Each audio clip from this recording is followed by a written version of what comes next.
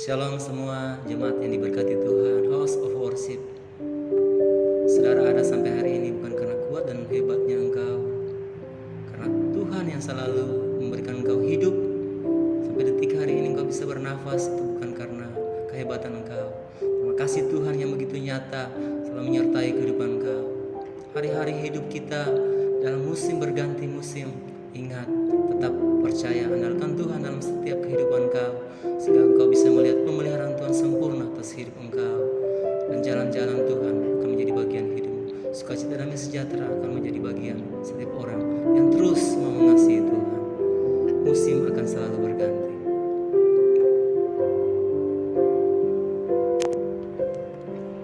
Musim akan selalu berganti. Kasih Tuhan tetap abadi, tak akan berubah sampai selamanya. Ku tetap percaya, ku yakin Tuhan memberkati, ku yakin Tuhan melindungi.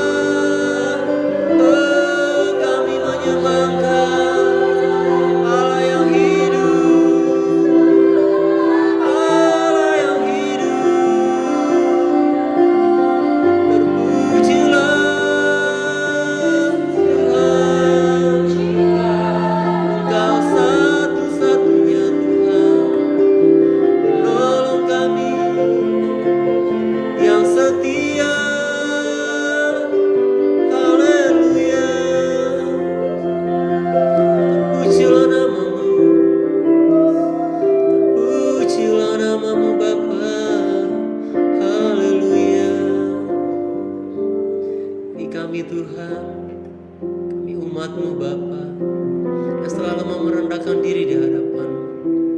Kami tahu Bapa, setiap musim hidup kami yang Kau izinkan kami alami sampai hari ini. Ajar kami untuk tetap bersyukur dengan apa yang ada. Karena kami tahu satu-satunya yang setia yang menolong hidup kami hanya datang daripada Yesus Kristus yang menjamin hidup kami. Terima kasih banyak Bapa. Kami bangga punya Allah seperti Engkau. Terima kasih Tuhan. Dan saat yang terindah ini Bapa, kami hendak ditabur dengan benih firman Tuhan. Berisi hati Tuhan menjadi bagian hamba-Mu yang Kau persiapkan pada saat detik hari ini. Segala sesuatu yang hamba ucapkan, biarlah urapan hikmat daripada Tuhan, wahyu daripada-Mu Tuhan, menjadi bagian hamba-Mu. Bahkan tanah hati kami yang subur, biarlah akan ditabur dengan benih firman-Mu Tuhan, bisa bertumbuh jadi berkat bagi banyak orang untuk kemuliaan nama Tuhan. Biarlah nama-Mu disanjung tinggi, Kau dipermuliakan di dalam kehidupan kami Bapa. Ini kami Bapa, hari ini Tuhan, setiap murid Kau berikan telinga, seorang hamba Kau berikan hati seorang hamba, Kau bisa menerima setiap benih firman Tuhan. Ini kami Bapa, kami siap menyambut kebenaran firman Tuhan. Di nama yang kudus kami berdoa dan bersyukur. Haleluya. Sama-sama katakan amin. Shalom, How Families. Puji Tuhan kalau sampai sekarang kita masih bisa menjalankan puasa kita ya. Saya percaya kita semua saat ini tetap dalam perlindungan kasih Tuhan. Amin. Baik, hari ini kita akan belajar nilai reborn atau lahir baru. Dan judul sharing singkat saya hari ini adalah pentingnya Roh Kudus. Mari sama-sama katakan pentingnya Roh Kudus. Nah, kenapa saya rindu kita mengerti tentang Roh Kudus? Karena kita butuh Roh Kudus. Semua kita butuh Roh Kudus. Even though kita ini adalah orang-orang yang udah lahir baru, kita tetap butuh Roh Kudus ya. Sometimes orang yang udah lahir baru punya pikiran gini, oh saya udah gak butuh Roh Kudus karena saya udah punya kehidupan yang baru. Saya udah tinggal dalam kehidupan yang baru. Jadi saya gak perlu yang namanya pimpinan Roh Kudus. Nah, kadang pikirannya udah seperti itu. Kenapa sampai cara pikirnya begitu? Karena pemikiran tentang lahir baru itu ya, pemikiran reborn itu hanya sebatas baptis selam. Nah, jadi kayak butuh Roh Kudus supaya lulus ujian untuk baptis selam gitu ya. Ketika udah baptis selam, oh udah Roh Kudusnya ditinggalin gitu ya.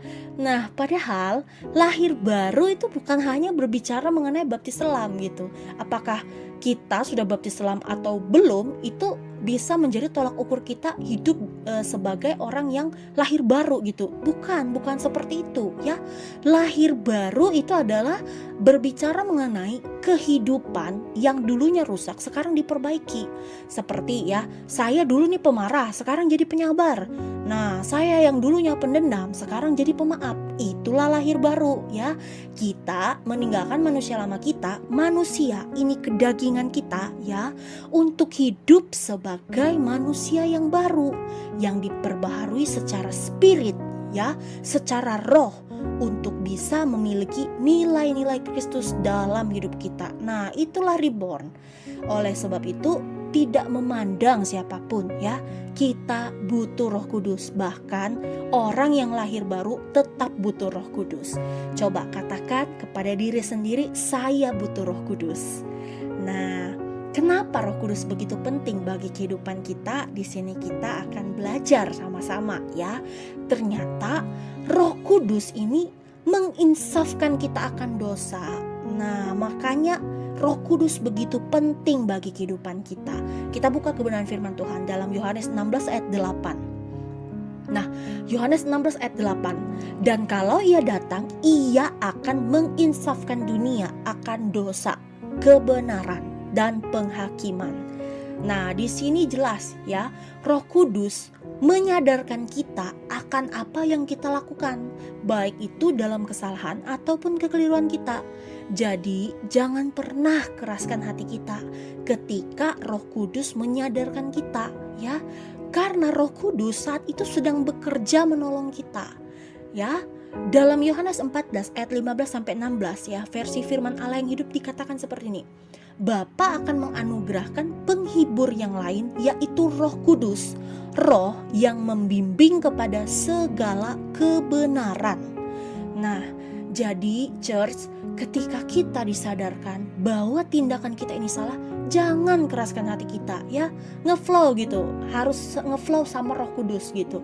Walaupun ya kadang memang gak masuk akal gitu ya. Contoh nih, kayak kita disakitin orang tapi kita harus yang memaafkan gitu ya, bahkan kita yang harus minta maaf gitu. Ini kan gak masuk akal gitu ya. Tapi memang segala yang berhubungan dengan dunia ini gak akan pernah sejalan dengan hukum Allah, karena dunia tidak dapat menerima kehadiran Roh Kudus. Makanya kadang hal yang seperti tadi itu tidak masuk akal buat dunia. Nah, tapi buat kita yang mengenal Kristus itu masuk akal, karena kita diajar Tuhan sampai bisa mengerti dan menerima pemahaman dari hukum Allah, bahwa kasih itu tanpa pamrih. Nah, oleh sebab itu Yesus kirim Roh Kudus buat kita, karena kita adalah pribadi yang memang membutuhkan Roh Kudus ya, karena Roh Kuduslah yang akan menjadi penolong kita. Nah, apalagi sekarang ya, dunia itu sekarang semakin canggih ya. Saking canggihnya ya, membuat orang semakin liar menggunakan medsos. Bahkan bukan hanya share tentang kesedihan, kadang ya saya temui gitu ya di medsos ini seakan-akan rohani menegur orang tapi lewat medsos. Wah, ini kan namanya apa ya, ridiculous gitu ya, geli gitu ya. Nah, dunia sekarang itu jahat gitu, memang jahat banget gitu ya. Hukumnya kasih itu udah kurang gitu, hukum kasih udah gak ada di dunia ini gitu. Kita yang harusnya bisa memaafkan tanpa mengumbar-ngumbar kesalahan orang lain, akhirnya dipermalukan dulu di medsos. Nah, baru kita mau mungkin memaafkan orang tersebut, jadi diumbar dulu baru bisa kita maafin.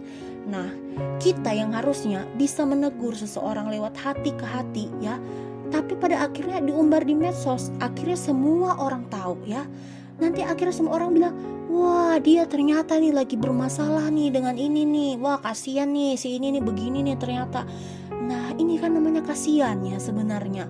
Nah, oleh sebab itu kita perlu Roh Kudus church, karena Roh Kuduslah yang akan selalu memperbaharui hidup kita. Roh Kudus yang akan membantu kita untuk bisa menjaga hubungan dengan sesama. Nah, ketika Roh Kudus bekerja dalam hidup kita, kita akan jadi pribadi yang united gitu, bukan untied ya. Jadi bersatu gitu, bukan yang tercerai-berai. Nah, jadi mari church, bangun kehidupan pribadi kita dengan Tuhan lewat pujian, doa, dan baca Alkitab, sehingga kita bisa connect dengan Roh Kudus. Sebab waktu kita terkoneksi dengan Roh Kudus, Roh Kudus itu otomatis akan memperbaharui hidup kita. Hidup kita itu akan mengalami progres ya, sehingga semakin hari semakin diubahkan menjadi segambar dan serupa dengan Kristus. Nah, karakter hidup ya, kelemahan, kekurangan kita itu akan diperbaharui oleh Roh Kudus. Dan kedewasaan rohani kita itu tidak ditentukan dari berapa lama kita jadi orang Kristen atau dari berapa lama kita melayani Tuhan, tapi dari seberapa banyak kita mau diperbaharui oleh Roh Kudus. Oke, nah jadi ingat, seseorang yang lahir baru, yang reborn, pasti mau hidupnya untuk terus diperbaharui oleh Roh Kudus. Amin, firman Tuhan. Mari setiap kita yang mau diperbaharui hidupnya oleh Roh Kudus, kita sama-sama doa ya. Bapa, terima kasih buat kebenaran yang kami terima hari ini. Aku doa Tuhan, biar setiap kebenaran ini dapat menghidupi kami semuanya. Setiap kami bisa hidup dengan tuntunan Roh Kudus, ngerti dan mau berubah setiap harinya, sehingga kami bisa mengalami progres dan semakin segambar dengan Engkau. Dan saat ini juga Tuhan Yesus, kami satu hati doa untuk setiap keluarga yang mengalami duka karena kehilangan keluarga, kerabat, sahabat mereka, siapapun mereka Tuhan, yang ada di kapal selam KRI Nanggala. Tuhan Yesus, lawat hati mereka semua Tuhan, balut setiap luka yang ada sehingga mereka bisa kuat hadapi setiap kenyataan yang terjadi.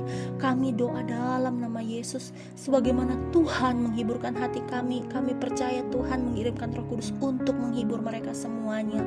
Terima kasih banyak Lord buat hari ini. Mampukan kami ke depannya Tuhan untuk menjalani setiap hari kami. Be our shepherd Lord, so that your goodness and love pursue us all the days of our life. Ajar kami Tuhan ngerti bahwa Engkau adalah gembala yang baik buat kami, yang gak pernah ninggalin kami sendirian, bahkan di lembah kekelaman sekalipun. Thank you buat everything Lord. Thank you buat kesehatannya, buat kekuatan, buat keluarga kami. Thanks a lot buat semua yang Tuhan izinin terjadi dalam hidup kami. Pujian dan syukur hanya bagimu ya Bapa yang baik. In the name of Jesus we pray. Kami doa dalam nama Yesus. Amin. Puji Tuhan, ibadah worship fest 40 kita sudah selesai. Selamat berpuasa, Whole Families. Tuhan Yesus memberkati.